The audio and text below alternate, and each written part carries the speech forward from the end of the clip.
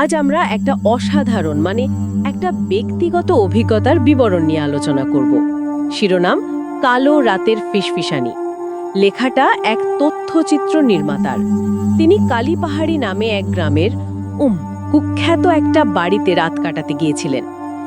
জানেন তো, কিছু কিছু জায়গার নাম শুনলেই কেমন একটা অস্বস্তি হয়, মনে হয় এর নামের সাথে একটা অন্ধকার ইতিহাস জড়িয়ে আছে। এই লেখাটা পড়ার পর আমার মনেও ঠিক ওই প্রশ্নটাই জেগেছে, একটা জায়গার কুখ্যাতি শুধুই লোকের মুখে ছড়ানো গল্প, নাকি তার পেছনে সত্যি কোনো গভীর অন্ধকার ইতিহাস লুকিয়ে থাকে? প্রশ্নটা খুব গুরুত্বপূর্ণ, কারণ এখান থেকেই গল্পের আসল আতঙ্কটা শুরু হয়। আমরা এখানে শুধু ঘটনাগুলো বলবো না, বরং চেষ্টা করব এটা বুঝতে যে লেখক ঠিক কি কৌশল ব্যবহার করে আমাদের শিরোদানা দিয়ে ঠান্ডা স্রোত বইয়ে দিয়েছেন।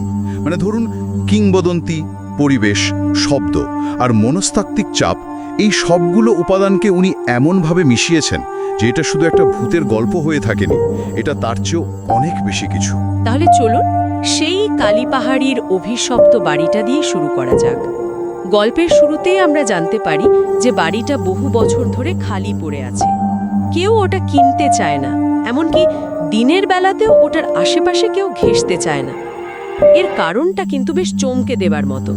প্রায় 190 বছর আগে রেণুকা নামের এক তরুণীকে তার স্বামী খুন করে বাড়ির পেছনের আম বাগানে পুঁতে দিয়েছিল। ঠিক এখানেই লেখক প্রথম চালটা চেলেছেন।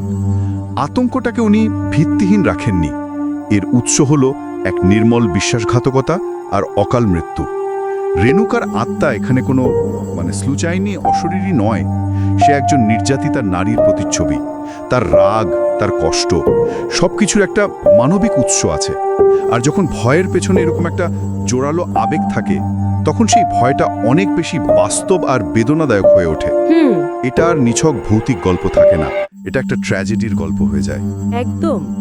আর এই ট্র্যাজেডিকে ঘিরে স্থানীয়দের মধ্যে অনেক কিংবদন্তি তৈরি হয়েছে। যেমন বলা হয়, যারা ওই বাড়িতে রাত কাটায় তারা নাকি আর ফেরে না, বা ফিরলেও হয় পাগল হয়ে যায়, নয়তো হাসতে হাসতে মারা যায়। এই হাসতে হাসতে মারা যাওয়ার ধারণাটাই তো অদ্ভুত রকমের ভয়ঙ্কর। অবশ্যই, কারণ এটা আমাদের স্বাভাবিক ধারণার একেবারে বিপরীত। হাসি তো আনন্দের প্রতীক, তাই না? হ্যাঁ, কিন্তু লেখক এখানে হাসিকে বিকৃতি আর মৃত্যুর সঙ্গে জুড়ে দিয়েছেন। এই কিংবদন্তিগুলো এক ধরনের মানসিক প্রস্তুতি তৈরি করে দেয়। পাঠক বা শ্রোতা হিসেবে আমরা যখন মূল ঘটনায় প্রবেশ করি, তখন আমাদের অবচেতন মন কিন্তু এই ভয়ঙ্কর পরিণতিগুলোর জন্য অপেক্ষা করতে থাকে। গল্প শুরু হওয়ার আগেই আমাদের মনে ভয়ের বীজটা পুঁতে দেওয়া হয়। আর এই প্রস্তুত মঞ্চে প্রবেশ করেন আমাদের কথক এবং তার বন্ধু রাহুল। তারা পেশাদার তথ্যচিত্র নির্মাতা, কলকাতা থেকে এসেছেন ওই বাড়ির রহস্য নিয়ে কাজ করতে। বাড়িটার বর্ণনা লেখক খুব জীবন্তভাবে দিয়েছেন। দেয়ালের শ্যাওলা, ভাঙা জানালা, আর ভেতরে ঢোকার পর একটা ভ্যাপসা পচা গন্ধ। আমার পড়ার সময় মনে হচ্ছিল আমি যেন নিজেই ওই গন্ধটা পাচ্ছি। পরিবেশ তৈরি করার এটা একটা ক্লাসিক কৌশল। লেখক শুধু বলছেন না বাড়িটা ভয়ঙ্কর, তিনি আমাদের ইন্দ্রিয়গুলোকে ব্যবহার করে সেটা অনুভব করাচ্ছেন। কিন্তু এর চেয়েও আকর্ষণীয় বিষয় হলো কথক আর রাহুলের মানসিকতার পার্থক্য। কথক খুব যুক্তিবাদী, তিনি সবকিছু ক্যামেরায় রেকর্ড করতে চান, প্রমাণ চান। কিন্তু রাহুল প্রথম থেকে একটা বিপদের আঁচ পাচ্ছে। একদম। হ্যাঁ, রাহুল তো এক পর্যায়ে বলেই ফেলে, আজ রাতে কিছু একটা হবেই, আমি ফিল করছি। কথক তখন হেসে উড়িয়ে দিলেও রাহুলের এই অনুভূতিটা কিন্তু আমাদের মনে একটা খটকা তৈরি করে। এখানে কি তাহলে যুক্তি আর অনুভূতির একটা লড়াই দেখানো হচ্ছে? একদম তাই। এটা ভয়কে অনুভব করার দুটো ভিন্ন পদ্ধতির লড়াই। কথক তথ্য প্রমাণ খুঁজছেন, আর রাহুল তার ষষ্ঠ ইন্দ্রিয়ের উপর ভরসা করছে। এরপর যেটা হয় সেটা এই দ্বন্দ্বকে আরো বাড়িয়ে দেয়। ঠিক রাত 12টায় জেনারেটর সহ সব আলো তপ করে নিভে যায়। এই মুহূর্তটা খুব প্রতীকী। তাদের আধুনিক প্রযুক্তি, ক্যামেরা, লাইট সবকিছু একসঙ্গে অকেজো হয়ে গেল। তারা আধুনিক সভ্যতা থেকে বিচ্ছিন্ন হয়ে আদিম অন্ধকারের মুখোমুখি হল। আর সেই অন্ধকারের মধ্যেই প্রথম অলৌকিক ঘটনাটা ঘটে। সম্পূর্ণ নিস্তব্ধতার মধ্যে তাদের বন্ধ রেকর্ডারে একটা ক্ষীণ মেলি কণ্ঠস্বর বেজে ওঠে। কোনো চিৎকার বা আর্তনাদ নয়, শুধু ফিসফিস করে একটা প্রশ্ন, কে এসেছে আমার ঘরে? আমার তো মনে হয় চিৎকারের চেয়ে এই শান্ত শীতল প্রশ্নটা অনেক বেশি ভয় ধরানোর মতো। 100% ঠিক। লেখকরা প্রায়ই এই কৌশলটা ব্যবহার করেন। আমরা ভয়ঙ্কর কিছু দেখার বা শোনার জন্য মানসিকভাবে প্রস্তুত থাকি, কিন্তু তার বদলে যখন এরকম একটা অপ্রত্যাশিত শান্ত শব্দ শুনি, আমাদের মস্তিষ্ক দ্বিধায় পড়ে যায়।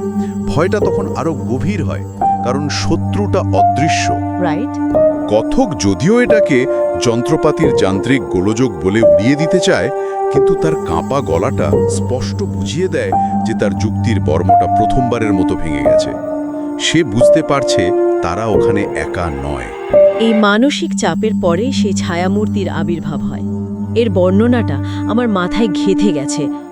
দরজার কাছে একটা লম্বা কালো ছায়া, চুলগুলো মাটি পর্যন্ত ঝুলে আছে, কিন্তু সবচেয়ে ভয়ঙ্কর বিষয় হলো তার কোনো মুখ নেই। মুখের জায়গায় শুধু দুটো ফাঁকা অন্ধকার গর্ত। মুখহীন সত্তার ভয়টা কিন্তু খুব আদিম। মুখ হলো পরিচয়ের প্রতীক, অনুভূতির প্রকাশ। একটা মুখহীন আকৃতি যখন আমাদের সামনে আসে, তখন আমরা বুঝতে পারি না ওটা কি ভাবছে, কি করতে চায়। এটা আমাদের পরিচিত জগৎ সম্পর্কে ধারণাকে নাড়িয়ে দেয়। এটা অমানবিক। তবে আমার কাছে এর চেয়েও বেশি ভয়ঙ্কর লেগেছে অন্য একটা বিবরণ। কোনটা? ওই যে ছায়াটা হাঁটে, কিন্তু তার যাওয়ার পথে মেঝেতে রক্ত মেশানো পচা জলের দাগ পড়ে যায়। হ্যাঁ, ওটাও ভয়ঙ্কর, কিন্তু তার চেয়েও বেশি কিছু হলো তার শরীর থেকে আসা গন্ধটা, পচা মাংস আর বেলি ফুলের মিশ্র গন্ধ। আচ্ছা। এটা একটা চরম বৈপরীত্য। একদিকে পচন, মৃত্যু, আর অন্যদিকে সৌন্দর্য, জীবনের প্রতীক। আমরা পরে জানতে পারে রেণুকা ফুল খুব ভালোবাসত। এই একটা তথ্যের মাধ্যমে লেখক ওই ভয়ঙ্কর সত্তাটার সাথে তার করুণ অতীতের সংযোগ ব্রিলিয়েন্টলি স্থাপন করেছেন। ছায়াটা শুধু একটা দৃশ্য নয়, গন্ধটা আমাদের নিঃশ্বাসের সঙ্গে মিশে যায়। এটা অনেক বেশি ব্যক্তিগত, অনেক বেশি ইনএসকেপেবল একটা আক্রমণ। এটা তো ভাবিনি এভাবে। এরপর সেই ছায়াটা কথকের দিকে এগিয়ে আসে এবং তার গলাটা স্পর্শ করে।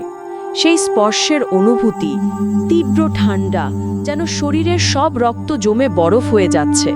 এটা শুধু একটা ছোঁয়া নয়, এটা যেন মৃত্যুর পরশ। আর ঠিক তারপরেই আসে সেই অভিশাপ। ছায়াটা ফিসফিস করে বলে, তুইও আমার মতো হবি একদিন, তোর গলায় দড়ি দেব, আমি দেখব। এটা গল্পের একটা টার্নিং পয়েন্ট। এটা আর শুধু ভয় দেখানো নয়, এটা একটা মানসিক সংক্রমণ।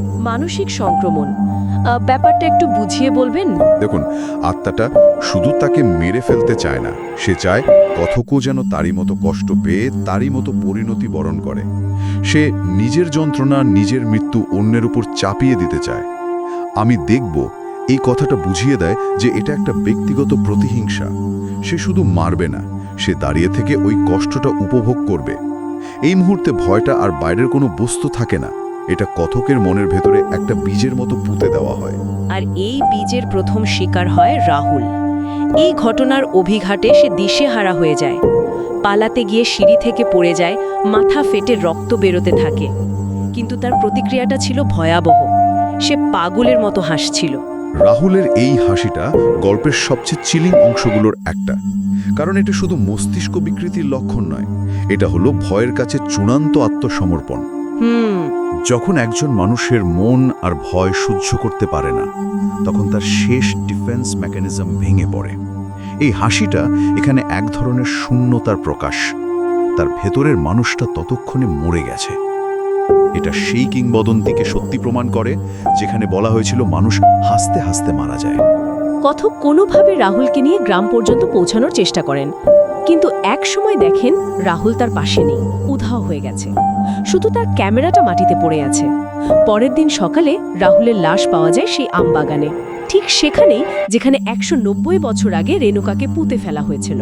আর তার পরিণতির বিবরণটা দেখুন, গলায় দড়ি, মুখে সেই একই বিকৃত হাসি, আর চোখ দুটো কোটস থেকে যেন বেরিয়ে আসছে, একেবারে ফাঁকা। গল্পের শুরুতে শোনা কিংবদন্তিগুলো যেন অক্ষরে অক্ষরে ফলে গেল।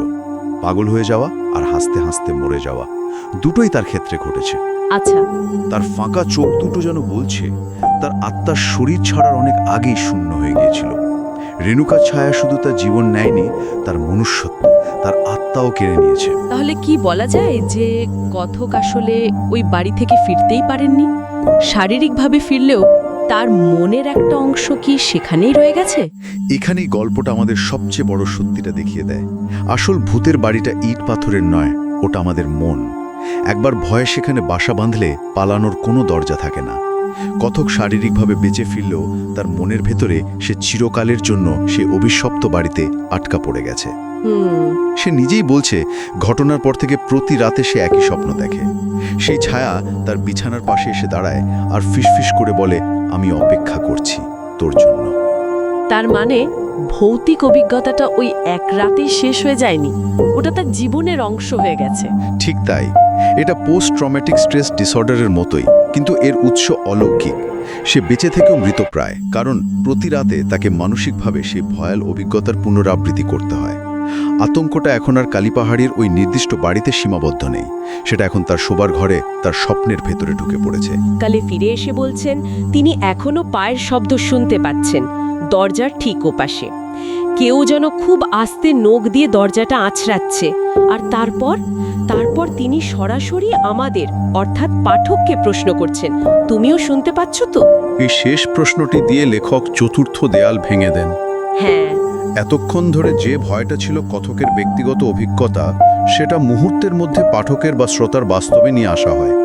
গল্পটা শেষ হয়ে যায়, কিন্তু আতঙ্কটা আমাদের সঙ্গে থেকে যায়। আমরা যেন নিজেদের ঘরের দরজার দিকে একবার তাকাতে বাধ্য হই, কান পেতে শোনার চেষ্টা করি কোনো আশ্রয়ের শব্দ আসছে কিনা। এটা একটা অসাধারণ কৌশল, যা ভয়কে সর্বজনীন এবং ব্যক্তিগত করে তোলে। একটু থেমে, সত্যি বলতে লেখাটা শেষ করার পর আমিও নিজের ঘরের দরজার দিকে একবার না তাকিয়ে থাকতে পারিনি। এইখানেই লেখকের আসল সাফল্য, তাই না? একদম ভয়টাকে বইয়ের পাতা থেকে বের করে আমাদের ঘরে ঢুকিয়ে দেওয়া। একদম আর এটাই আমাদের চূড়ান্ত ভাবনার দিকে নিয়ে যায়। এই বিবরণটি পড়ার পর মনে হয় আসল ভূতের বাড়ি কোনটি? ইট পাথরের তৈরি কালীপাহাড়ের সেই পুরনো বাড়িটা, নাকি আমাদের মন, যেখানে একবার ভয় ঢুকলে তা চিরস্থায়ী হয়ে যেতে পারে? কোনো ভয়ঙ্কর অভিজ্ঞতা থেকে শারীরিকভাবে বেঁচে ফেরা হয়তো সম্ভব, কিন্তু তার স্মৃতি কি আদৌ মুছে ফেলা যায়? নাকি সেই স্মৃতি আমাদের আজীবনের সঙ্গী হয়ে থাকে, ঠিক ওই কালো রাতের ফিসফিসানির মতো, যা কখনো থামে না?